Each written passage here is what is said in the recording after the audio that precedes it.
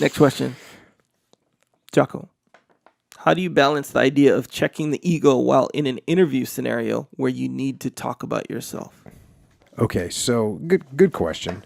I would say in that situation, and that's something that it's not just an interview situation where you're going to need to do that. I mean, you're dealing with your superiors, throughout the course of your career, whatever that may be. You're constantly interacting with people, and you're going to want to make an impression.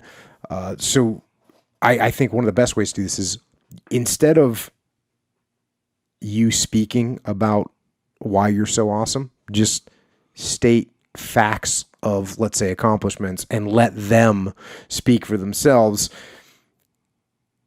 In other words, you wouldn't want to say,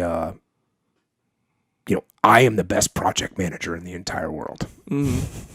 Right? That sounds ego-centric. Instead you'd say, I got this, hey, we had a $38 million project, got it done on time, under budget, ahead of schedule. And when I got done with that one, they moved me to another project that was off track, and we got that one back on schedule and back on track as well. So that's the kind of experience that I've had, and I'd love to bring that here to this company, right? Mm-hmm. So you're not, there's a hint of, hey, this is what I did. I can get some stuff done. Right. But you're not saying, listen, I'm better than the people you currently have, so you should hire me because I'm the best, because you don't want to do that.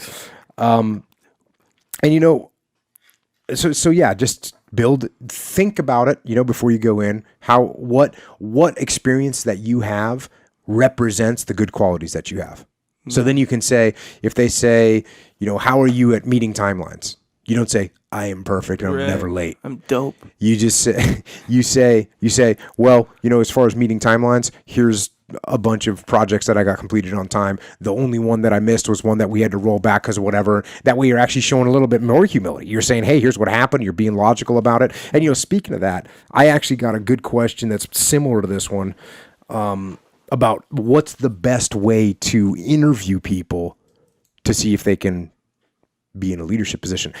And this is really hard. Because it's really hard to interviews. And I work with all kinds of different companies, and everybody always says, hey, what's the best way to interview? And man, I interviewed this guy and he seemed so great, or I interviewed this woman and she seemed incredible and her paper looked great. She looked great on paper and we hired her and she's a disaster, or he's a disaster, or whatever the case may be. Mm-hmm. Because there's people that are very good interviewers, right? I mean, there's people that can interview well. They have the gift of gab. They can BS their way through anything and make themselves sound good. So it can be really hard to identify if someone's good is actually going to be fit for a leadership position, or really any position. So one of the things that I always tell people to do is, when you go into when you want to ask interview questions, ask them scenario-based questions and say, okay, here's what's going on. You got these 3 people in your department, and one of the people has come to you and said that they think there might be something illegal going on with the other 2. What actions do you take? And have a scenario built out that you can actually talk through and see where they go and see what their mindset is and see what they're going to develop as a plan and see how they would execute the plan. So it's a great way of figuring out how people think. Yeah. And then, even that's not a guarantee, because there's people that can navigate those type of answers as well. So, one thing you can do is hire people on a little bit of a trial basis. And that can be difficult in some situations where people are walking away from one job into another job and they're not going to do it on a 90-day trial basis. Right. But when you do have that opportunity, it's a good thing to do as well. But hey, so going back to the first question about keeping your ego in check in an interview, like I said, be confident but not cocky, and let the facts of your experience speak for your abilities rather than beating your own chest.